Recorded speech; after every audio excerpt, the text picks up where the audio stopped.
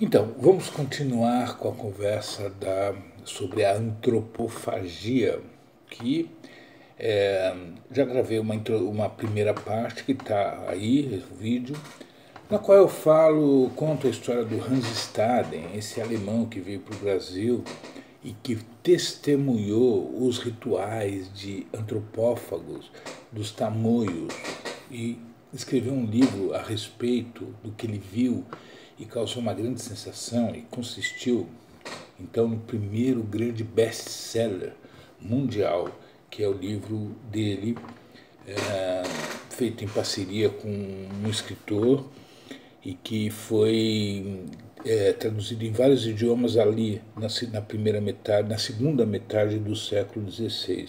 Esse livro ele desapareceu durante vários séculos, né? Então eu vou falar um pouco dele nessa segunda parte. Se você quer lembrar ali o que eu falei, ou se você não assistiu, vai lá e assiste e pronto. Também falei do Bispo Sardinha, né, que com esse nome não poderia ter outro destino a não ser devorado pelos caetés que habitavam ali a região de Pernambuco, né? O Hans Staden, os rituais que ele viu foi nos Índios Tamoios, que é mais ao sul, ali na região do Rio de Janeiro, litoral norte de São Paulo. Mas aí os séculos se passam, e são séculos mesmo, e só no século XIX, e não se esqueça, se você quiser saber mais sobre, ou se interessar pelo assunto da antropofagia, tem um filme muito bom do Nelson Pereira dos Santos. Você não sabe quem é o Nelson Pereira dos Santos, né? É lógico que você não sabe. Mas o Nelson Pereira dos Santos é, sem dúvida, um dos maiores diretores de cinema do Brasil. E ele escreveu e dirigiu um filme chamado Como Era Gostoso Meu Francês, falando da história de uma criação sobre a história do Hans Staden, que ele chama de francês porque, bom, como você viu no episódio anterior, no capítulo anterior, o Hans Staden se salva graças ao fato de ele ter se mencionado que era francês, era amigo dos tamoios, blá, blá, blá. Vai lá ver.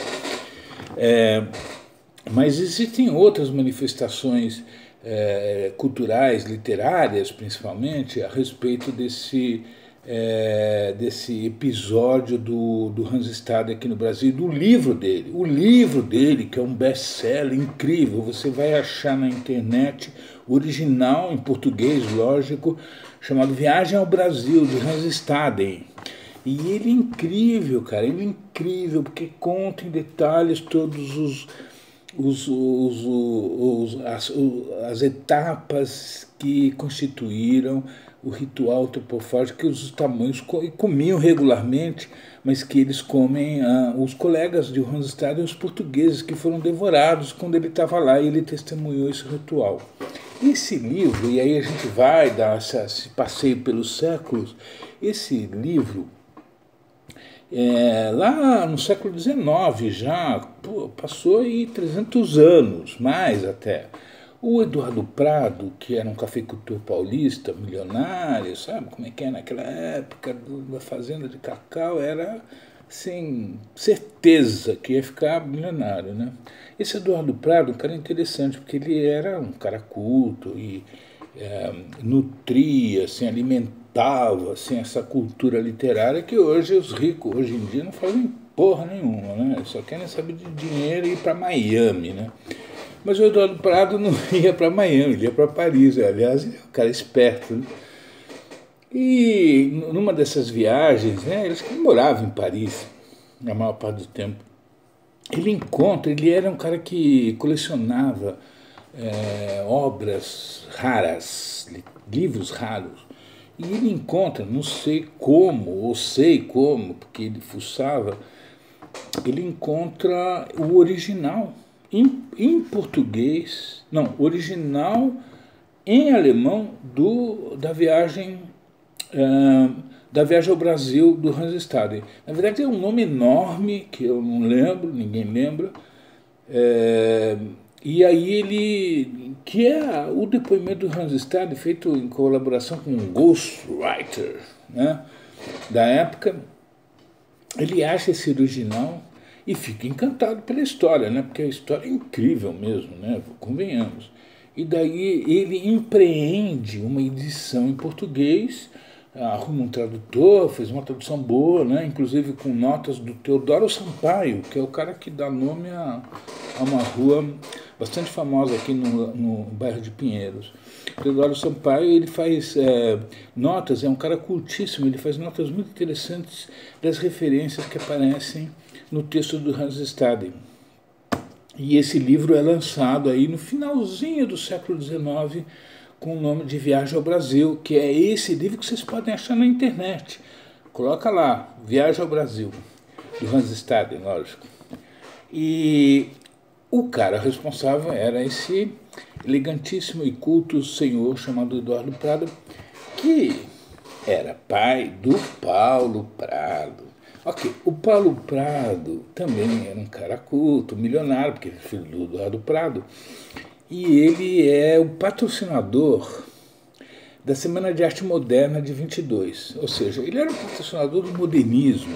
Ele circulava aqui pelos ambientes intelectualizados de São Paulo, né? Porque a Semana de Arte Moderna é bom que se diga, você não sabe, você deveria saber, porque você não sabe porra nenhuma, mas a Semana de Arte Moderna ocorreu no Teatro Municipal em São Paulo em 1922 e reuniu os principais nomes culturais da cidade de São Paulo.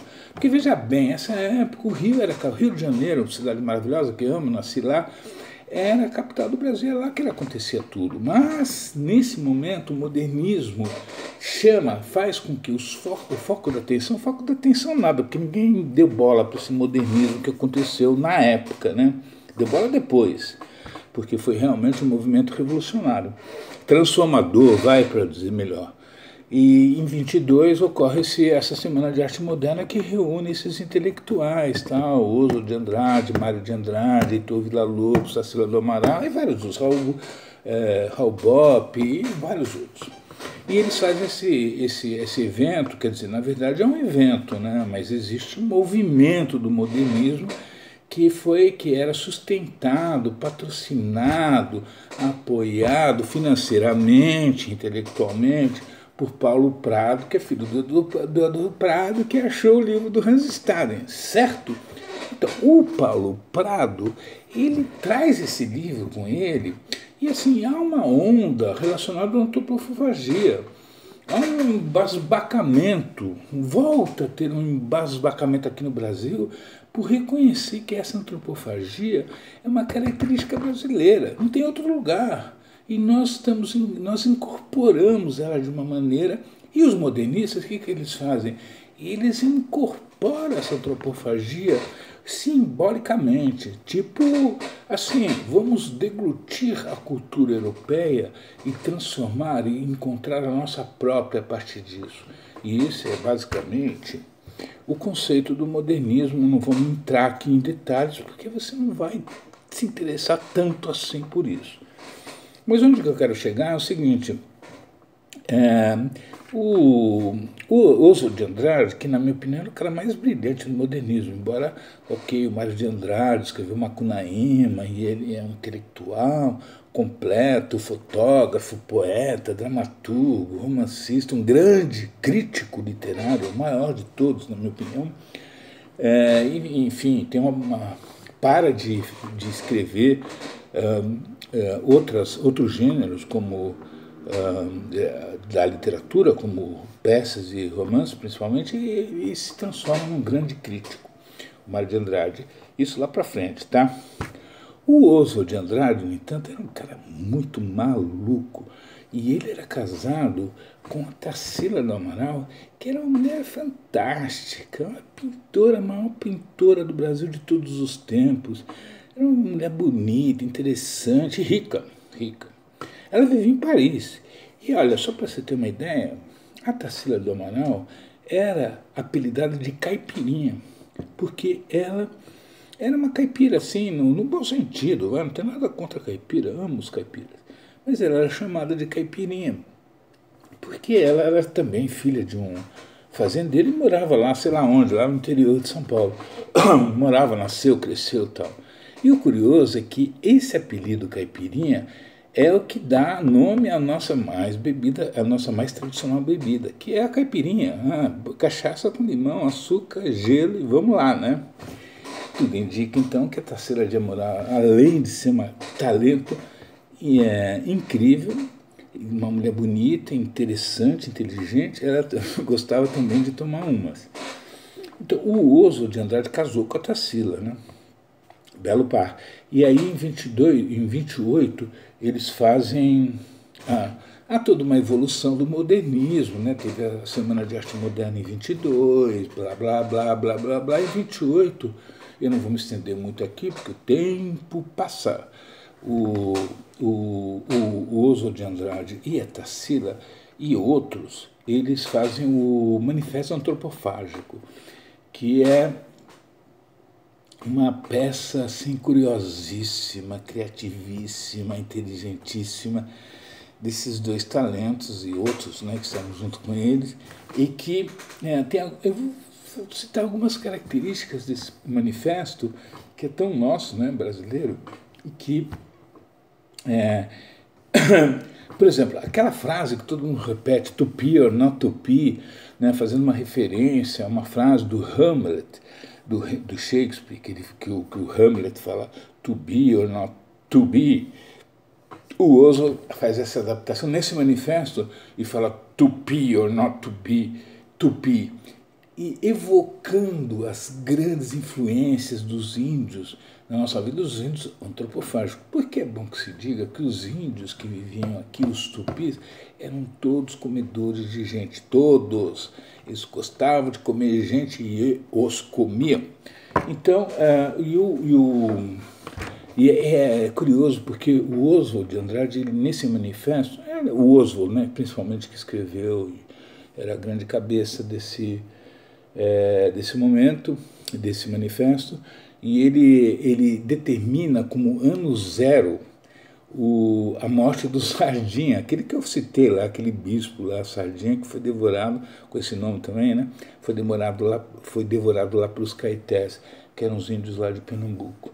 E ele, tanto que ele assina, o Oswald de Andrade assina o manifesto como o ano 374 da deglutição do bispo Sardinha. É muito curioso. Bom, eu acho que as principais questões estão aí. Eu gostaria de falar muito sobre a década de 20, que é uma década incrível, que você nunca nem faz ideia do que aconteceu, porque você está pirando aí nos 2020. E isso que aconteceu foi 100 anos atrás, em 1920, que foi uma década que transformou a nossa vida completamente e que faz parte agora, que foi incorporada pela nossa cultura e pela nossa maneira de ver, e pela nossa literatura principalmente, porque aqui que eu falo mesmo é literatura, né? Entendeu? Então é isso, ó. Eu vou falar ainda mais falar um monte de coisa, vamos entrar na década de 30, 40, 50, contar muitas histórias relacionadas à história e à literatura. E eu conto com a audiência de vocês. Também, se não quiserem ver, também tudo bem. Por mim, eu estou vendo... Deus é testemunha, embora eu seja bem materialista. Obrigado, boa noite.